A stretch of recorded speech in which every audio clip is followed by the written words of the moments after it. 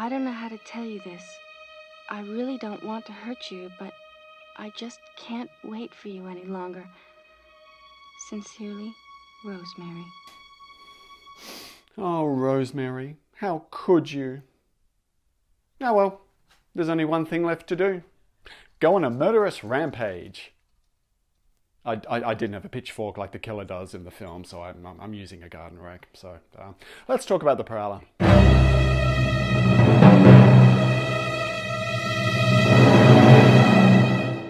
Hey everyone, and welcome back to Home Drive-In. That time capsule known as the early 80s brought with it a seemingly endless supply of slasher films, largely inspired by the likes of Halloween and Friday the 13th. Yet hidden among the likes of Michael, Jason, and this creepy fella was a largely forgotten slasher film that vanished almost as quickly as it appeared. In an early collaboration with Friday the 13th, The Final Chapter director Joseph Zito and effects wizard Tom Savini, they created a film that has more than its fair share of names. That's Margaret Woolworth Carrington von Schumacher Chanel Astor Livingston Comte de Saint-Exupéry Mountbatten Windsor. Today we discuss the 1981 film, originally titled The Prowler, which, as always, I will be discussing in depth, so consider this your friendly spoiler warning moving forward. As always, if you do enjoy these videos, please take a stab at that like button, consider sharing, and hit those subscribe and notification buttons. But for now, let the show begin.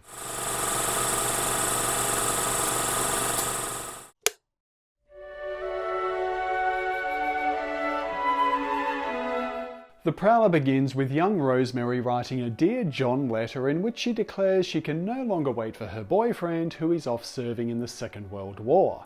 Post-war 1945, Avalon Bay is holding its college graduation dance when Rosemary and her new boyfriend are murdered by a pitchfork-wielding killer wearing a soldier's uniform. 35 years later, the class of 1980 decides to hold their first graduation dance since the grisly murders when the titular Prowler, once again dressed in army gear, begins to stalk the grounds. The story behind the Prowler's beginnings is bizarre to say the least, with new director Joseph Zito hoping to generate interest in a screenplay he'd obtained called Quarantine. Zito was exhibiting his showreel at Cannes when he was approached by a lawyer who claimed that one of his clients, a film financier, may be interested in working with him. Zito met said client at his New York apartment who, according to one source, answered the door wearing only boxers, welcoming Zito in and inviting him to remove his shirt. The investor initially agreed to produce Zito's Quarantine script, who excitedly began prepping the film until receiving a phone call later informing him that the offer had been retracted. Instead, the investor handed over the script for The Prowler, insisting that Zito read it right there in front of him. The script was written by Glenn Leopold and Neil Barbera, who, yes, just happened to be the son of Joseph Barbera from the Flintstones partnership, Hanna-Barbera. Zito was drawn to the script's ethereal quality, and when offered the chance to direct and produce the film, given his inexperience, he of course jumped at the chance to do so. Save for one or two name actors, the cast for The Prowler was largely made up of as yet unknowns. Vicky Dawson plays final girl Pam, a soon-to-be graduate who, along with town deputy Mark, played by future daytime soap director Christopher Goutman, attempts to solve the mystery. Farley Granger, who received acclaim for his role in Alfred Hitchcock's Rope, appears as Sheriff Fraser, whose early exit from the film for a fishing trip isn't suspicious at all. Have a good time. I will. Granger won the role not only for his status and talent, but also because the financier's wife just happened to be sharing an acting class with him.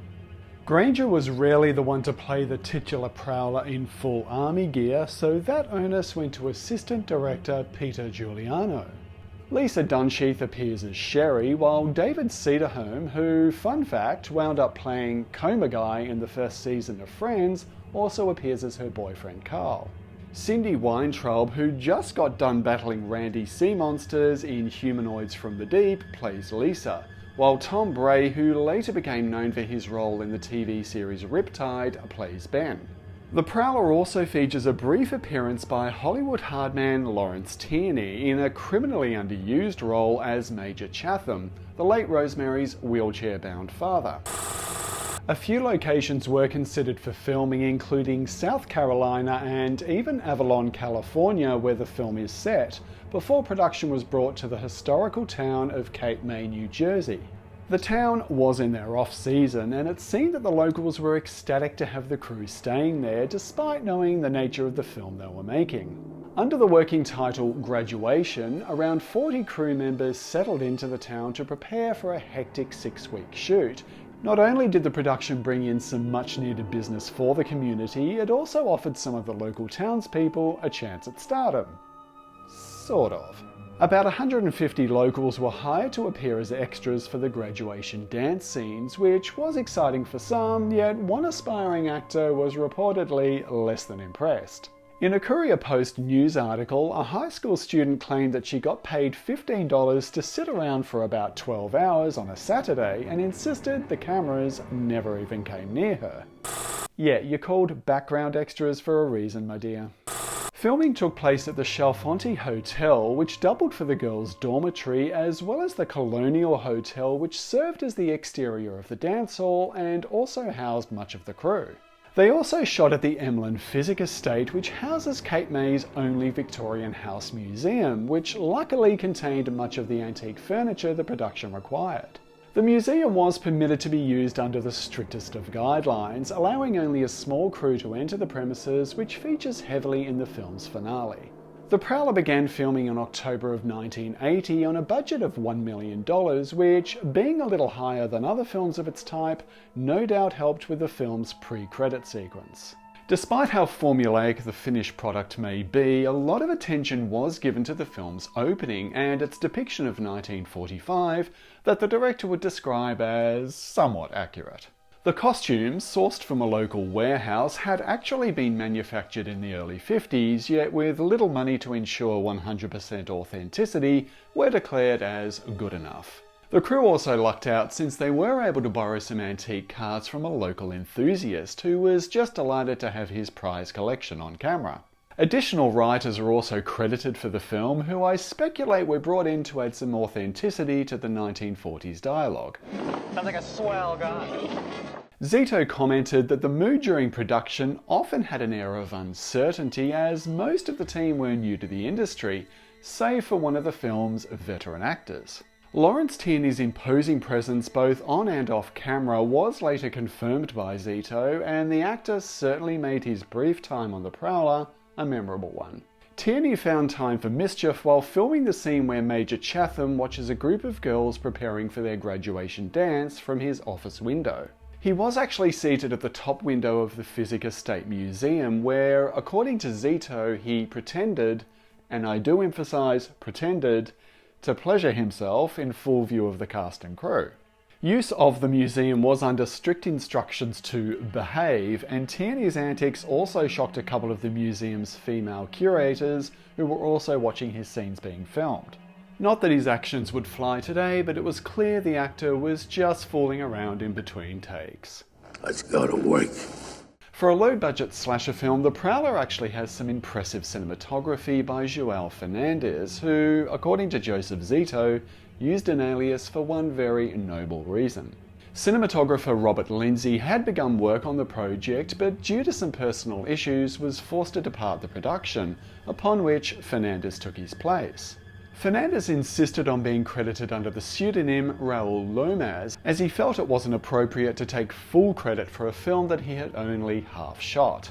Zito recalls the experience on The Prowler as a very positive one, which ultimately landed him the job of directing Jason in Friday the 13th, The Final Chapter.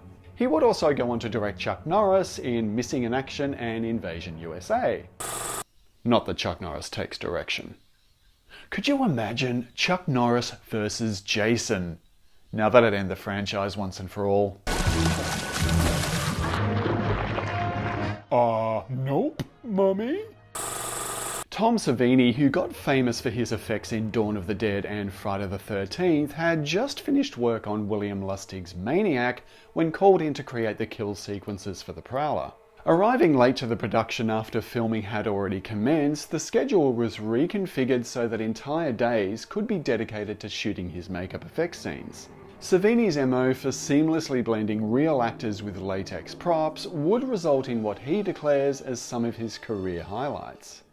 Well, the real David, he's stand up. Real time's coming back. For Carl's death, a replica was made of actor David Sederholm's head, which was filled with prophylactics loaded with fake blood, with Savini skewering the fake head with a bayonet. During one take, however, one of the blood-filled condoms came out with the bayonet, destroying the illusion, but certainly entertaining the cast and crew.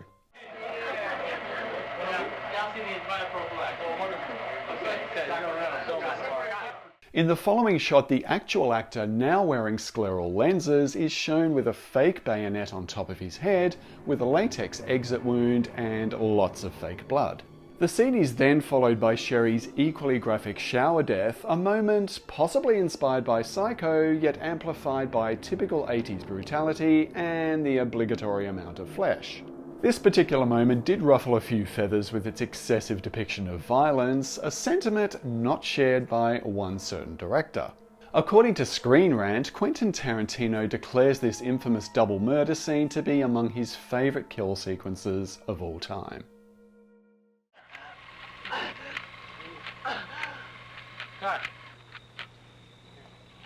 The controversy continued with Cindy Weintraub's death scene as her character Lisa meets an untimely end while taking an evening dip. Her death scene begins with a swift kick to the noggin, which Tom Savini performed himself by wearing the killer's boot on his arm. Later, when the Prowler appears to cut the young woman's throat, the actor uses a machete prop with a section cut out, which creates the illusion that the blade has penetrated her neck.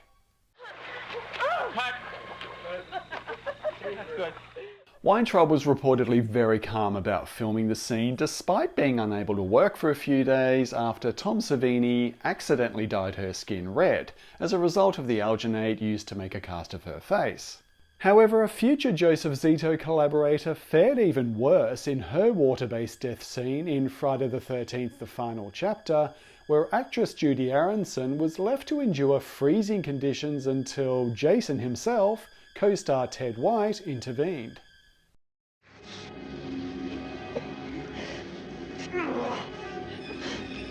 When the film's antagonist, Sheriff Fraser, is revealed as the jilted ex-lover turned killer, he receives the film's most grisly demise, courtesy of the business end of a shotgun.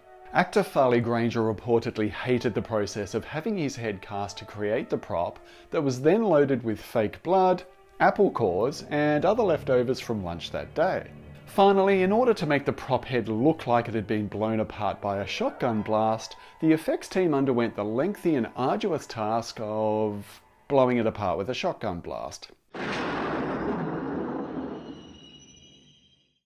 The true impact of Savini's effects became evident when Joseph Zito conned his way into an early screening free of charge by introducing himself to a security guard as the film's director.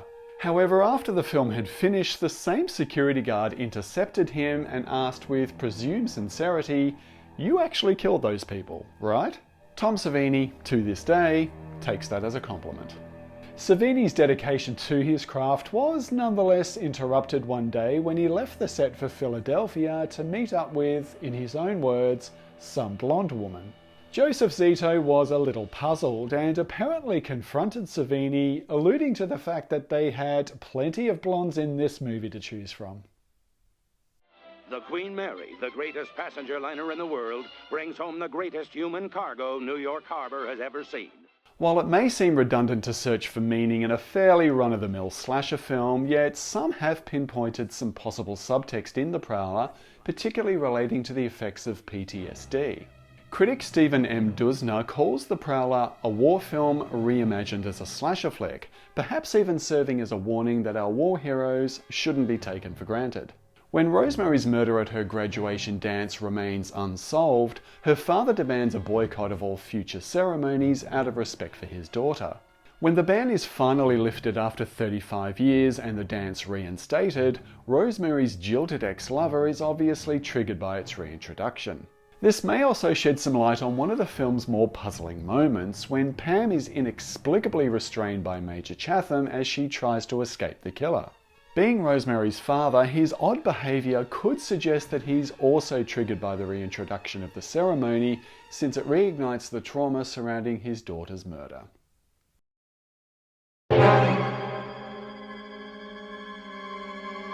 Composer Richard Einhorn traditionally relied on scoring his films with primarily electronic music, yet largely switched to live instruments for The Prowler. Joseph Zito insisted he was happy with Einhorn's work on the film, despite rumours of tension between the composer and the producers.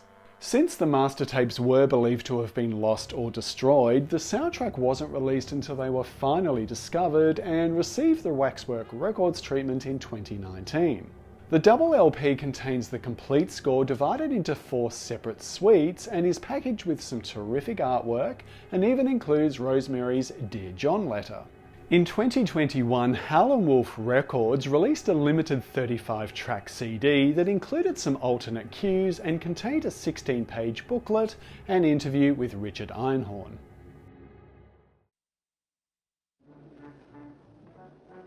It was 1945. The night of the graduation dance.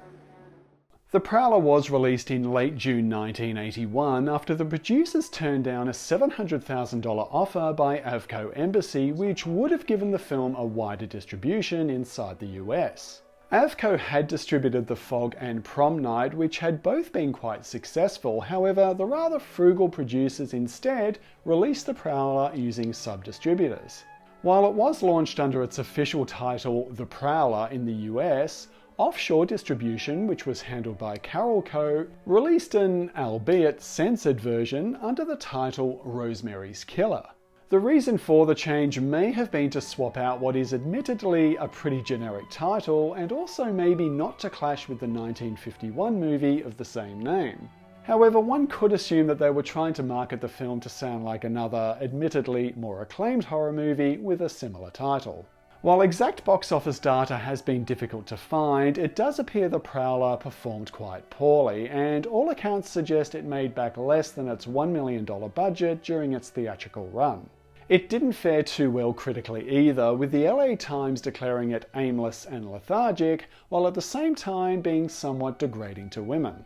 However, Phil Scudari, one of the financiers for the original Friday the 13th, loved the film and quipped, "Now if you could only call it Friday the 13th, you'd make a fortune." In 1984, the film was re-released at a few theatres in North and South Carolina under the title Pitchfork Massacre.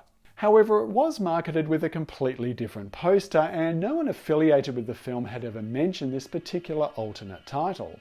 This did raise the question whether The Prowler may have been rebranded and distributed illegally in an attempt to cash in on the slasher craze of the time. I have left a link in the description to an article from Retro Slashers about this release, so give that a read if it interests you. While The Prowler has yet to be given the epic Shout Factory or Arrow Video treatment, there are a couple of decent releases out there to sink your pitchfork into. In the US, Blue Underground first released the film on DVD uncut in 2002 and later on Blu-ray in 2010, which both feature an entertaining commentary with Joseph Zito and Tom Savini. It also includes 10 minutes of VHS footage covering some behind-the-scenes filming of Tom Savini's makeup effects, which single-handedly makes this more than a worthwhile purchase. It does seem Savini loved to document his work, since similar bonuses were also included in his other films, including The Burning and Day of the Dead, and we'd love him all the more for it. Australian label Umbrella Entertainment released the film under its US title The Prowler with the same extras, and was also kind enough to clarify its original Australian title for us. Sadly, this release seems to have left us without a Dear John letter, as it now seems to have gone out of print. Now, I know Flog Shout Factory like they're handing out free movies. However, if they ever get the rights to this film and happen to do a Cape May location tour with Sean Clark, like they've done for their other releases, my hard-earned cash would be theirs.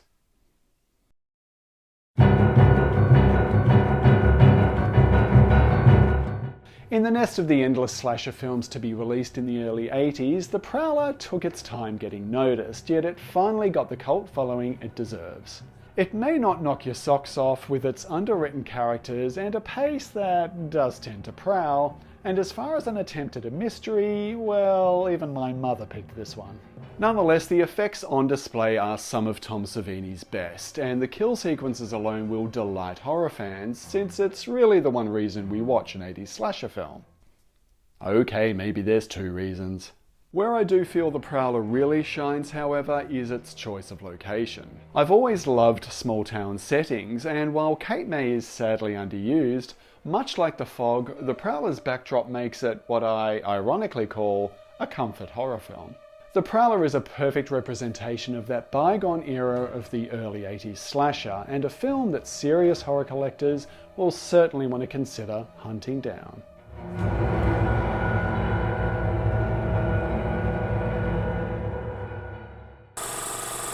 Thanks so much for watching this video, everyone. The Prowler is no masterpiece, but it does deliver everything a typical 80s slasher should, but I'd love to hear your thoughts, so feel free to drop me a comment. And while you're at it, if you want to like, share, subscribe, and hit that notification button, that would be forking amazing. Forking amazing? Forking... Oh, come on, that's comedy gold right there. I will be back soon with a new video, but until then, be good to yourselves and each other. Don't take any Dear John letters too personally. I'll see you next time.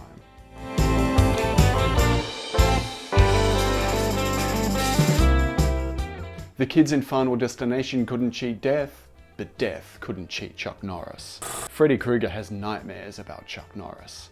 A ghost once claimed he saw Chuck Norris. Camp counselors tell Jason stories. Jason tells Chuck Norris stories.